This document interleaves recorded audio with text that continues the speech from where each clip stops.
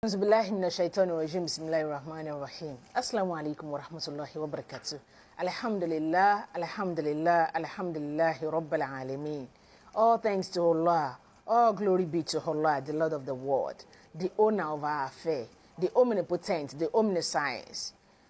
He is the one that directs all our affairs. We only propose and Allah disposes. We planned and Allah's plan is the best, because we think the one that works in our favor is actually, we've done right, we've done well. And the one that works against us is not actually, that one that you think is working against you is actually the plan of Allah. Alhamdulillah for everything. In the previous episode, we discussed about Sadaqah. And like I rightly said, that Sadaqah is an act of worship. Of course, it is not mandatory. And it is actually beneficial more to the giver than to the receiver, in that presently it will quench the need of the receiver. However, the giver is going to benefit more, as it is being written in his or her book in the hereafter, and the reward will be given from Allah. Of course, the reward of Sadaqah is in the hereafter. It is only Allah that can reward you abundantly in the hereafter. However, there are several things that you can do to nullify your Sadaqah. What are the things that can nullify your Sadaqah, that can render your Sadaqah useless, or your Sadaqah deny you of the reward of the Sadaqah? So number one of it is recounting your blessing, or reminding the giver the blessing. Oh, after all, if not for my help, she wouldn't have been where she is today. If not for my help, she wouldn't have been successful today. Recounting the Sadaqah every time to your receiver can nullify the blessing, can nullify the reward of your Sadaqah. Like Allah rightly said in Surah Al-Baqarah, Quran chapter 2, verse 264.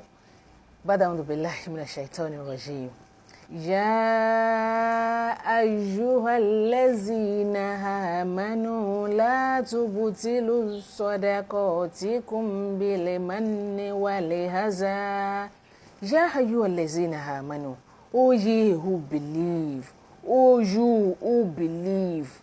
Allah is calling those that really believe that لا تبطلوا صدقاتكم بالمن والأذى.